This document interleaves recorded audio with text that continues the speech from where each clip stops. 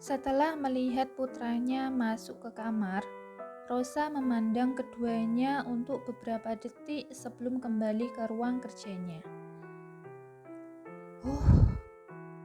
Adit menghela nafasnya. Apa ada yang salah? Ivan penasaran. Sebenarnya ini bukan tempatku untuk mengatakan hal ini padamu. Tapi yang jelas, Rosa tidak begitu menyukai anak itu. Ia lalu mendorong kursi rodanya dan menekan tombol elevator di rumah itu. Tengah malam, di luar sedang turun hujan dengan derasnya. Ivan bisa mendengar suara petir yang menggelegar dari dalam kamar. Ngek! Seseorang membuka pintu kamarnya. Ia menoleh ke arah pintu dan mendapati Davi yang berdiri di sana.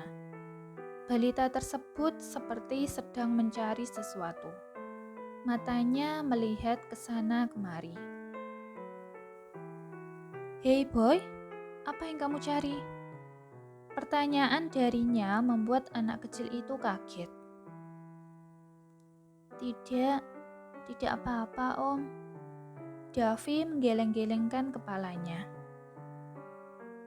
Kemarilah. Awalnya anak laki-laki tersebut takut dan ragu. Tapi akhirnya ia naik ke atas tempat tidur om yang baru dikenalnya tadi siang.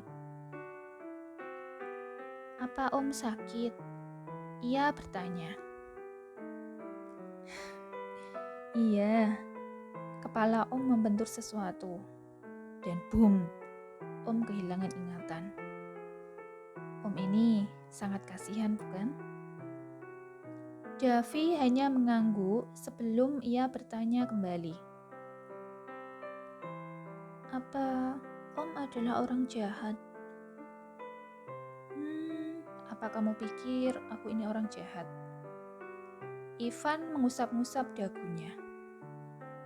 Sekali lagi Davi menggelengkan kepala. Mami bilang dediku adalah orang jahat. Raut wajah anak kecil itu berubah sedih. Di mana dedimu? Ini benar. Dia tidak pernah melihat orang lain selain Rosa dan ketiga rekannya di sana. Selain itu, ia juga penasaran siapa dan di mana suami Rosa. Jadi ada di surga. Atau mungkin di neraka?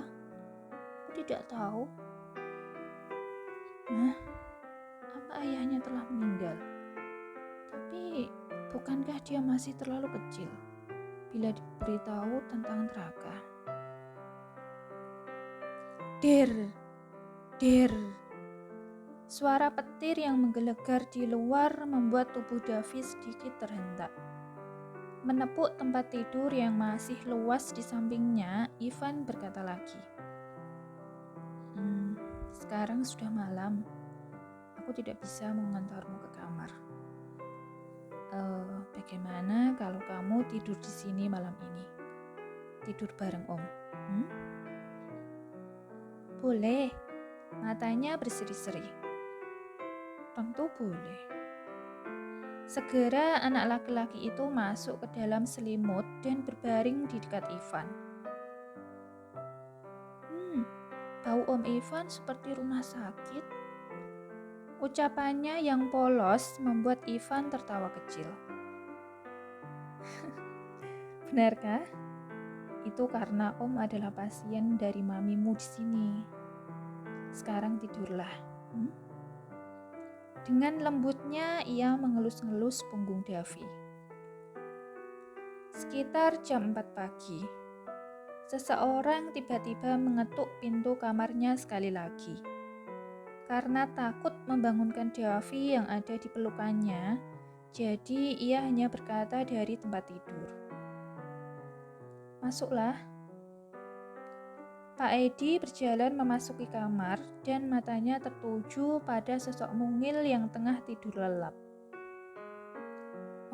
Saya minta maaf Tuan, Dia pasti sangat lelah karena perjalanan yang lama hari ini. Jadi dia ketiduran di sini. Dengan hati-hati, pria setengah baya itu mengangkat tubuh Davi. Ivan tersenyum pada pria tersebut. Dia baru pertama kali ini bertemu dengannya. Kelihatannya dia takut dengan petir. Ia berkata dengan ramah, "Oh, ngomong-ngomong, bagaimana keadaan Anda? Apa luka Anda sudah membaik?" Pak Edi melihatnya dengan ekspresi khawatir. "Iya, sekarang sudah mendingan, Tuan Edi. Nama saya Edi. Saya adalah asisten pribadi Nona Rosa." Pak Edi memperkenalkan dirinya. Mendengar kata asisten membuat kepala Ivan sedikit sakit, namun dia berusaha tidak menunjukkannya. Setelah Davi dan Pak Edi keluar dari kamarnya, dengan kedua tangan ia memegangi kepalanya yang sakit. Apa yang terjadi dengan dia sebenarnya? 2 bulan telah berlalu. Dia tidak pernah melihat Rosa lagi setelah pertemuan mereka yang terakhir di ruangan gym. Cecil dan Gavin juga tidak pernah datang ke rumah. Hanya Adit yang sesekali menyempatkan diri memeriksanya dan membantunya melakukan terapi saat weekend. Keadaannya berangsur membaik. Ia juga sudah bisa berjalan seperti semula. Hanya saja tubuhnya yang masih terlihat kurus, serta rambutnya yang mencapai bahu. "Dit, sudah 2 bulan aku tidak melihat yang lain. Kemana mereka? Apa mereka baik-baik saja?" Ia mencoba bertanya pada Adit. "Oh, mereka sedang tugas di negeri tetangga. Kami kan tidak hanya bekerja di rumah sakit milik keluarga Rosa. Tapi kadang, kalau ada pasien yang ingin dirawat secara privat, ya kami bisa menanganinya. Dan itu bisa sampai berbulan-bulan, tergantung kondisi pasien." Adit menjelaskan sembari membuka perban di kepalanya. Nampaknya lukamu sudah sembuh, bro. Mengenai bekasnya, kamu tidak perlu khawatir. Obat-obat kami di sini sangat manjur loh. Dalam sebulan ini, ketampananmu akan kembali seperti semula. Aku jamin. Oh iya, apa kamu membutuhkan bantuanku untuk memotong rambut? Ivan menggelengkan kepalanya. Tidak, terima kasih. Bolehkah aku meminjam sliper rambut? Oke, aku akan mengambilkannya untukmu. Beberapa menit kemudian, Adit kembali dengan membawa satu setel pakaian santai serta sliper. Aku harap kamu akan pas memakai baju ini, ucapnya sebelum keluar. Di kamar mandi, Ivan menatap wajahnya sendiri di kaca wastafel. Siapa kamu sebenarnya? Dia bertanya pada dirinya sendiri dengan lirih. Pukul 1 siang. Ia tengah asik menonton film di ruang keluarga ketika mendengar suara langkah kaki seseorang. Pak Edi mengantar Davi pergi les. Sementara Adit masuk shift siang hari ini. Apakah ada yang masuk ke rumah itu? Mematikan televisi serta menaruh remote-nya di meja, ia kemudian bersembunyi di balik tembok. Merasa orang itu sudah semakin mendekat, Ivan menarik tubuhnya lalu menyudutkannya di tembok. Salah satu tangannya menahan leher orang tersebut supaya ia tidak melakukan perlawanan. Siapa kamu? Tanya gadis tersebut yang ketakutan. Ivan, ia bertanya sekali lagi untuk memastikan. Rosa? Oh, maaf.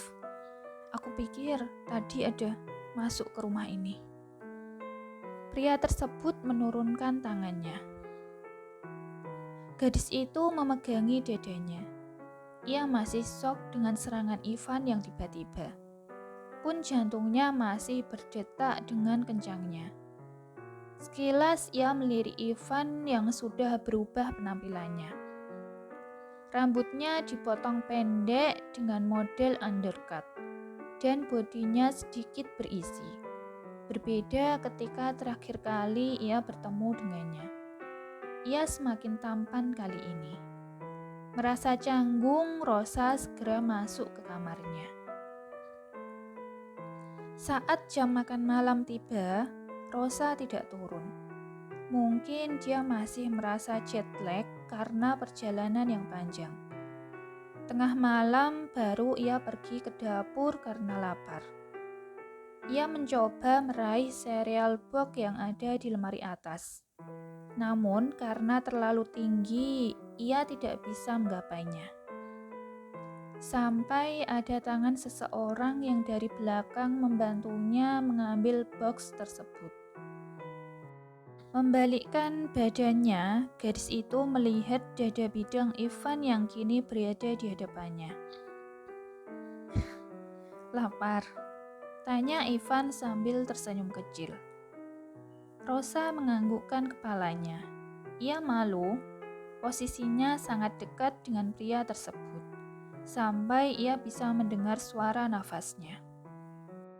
Oh, maaf, mau buatkan sesuatu. Ivan mundur beberapa langkah. Memangnya kamu bisa memasak? Well, tapi aku tidak tahu ya, apakah akan sesuai dengan seleramu atau tidak. Tunggulah di sana. Pria tersebut memberikan sinyal pada Rosa untuk duduk di ruang makan. Apa ada yang bisa aku bantu? Tidak, tunggulah di sana. Ivan menggiringnya untuk duduk di kursi. Rosa terus memandangi pria yang tengah sibuk di dapur tersebut. Ini mengingatkannya pada Ken, calon suaminya yang sudah meninggal dunia. Tanpa ia sadari, air mata mulai menetes di pipinya. Kamu menangis? Tanya Ivan yang mulai terlihat khawatir. Sebenarnya ia sudah selesai memasak dan menghidangkan sepiring spaghetti di depan Rosa. Tapi gadis itu tidak menyadarinya. Oh, maaf. Tadi aku hanya kelilipan, jadi mataku perih. Ia menyeka air matanya, lalu mulai mencicipi masakan buatan Ivan. Ini enak loh. Tidak kalah dari Michelin Star. Jangan-jangan kamu dulu seorang chef. Aku tidak tahu, tapi yang jelas, selama kalian tidak di rumah, aku terbiasa memasak sendiri. Tapi piringmu mana? Kamu tidak makan? Rosa bertanya kembali setelah menyadari bahwa Ivan hanya membuat satu porsi untuknya. Tidak, aku sudah makan tadi. Pasti berat untuknya menjadi single parent di usianya yang masih sangat muda. Tentu kata-kata ini hanya diucapkannya di dalam hati. Duduk di depannya, ia menemani gadis itu menikmati makan malamnya sembari mengobrol.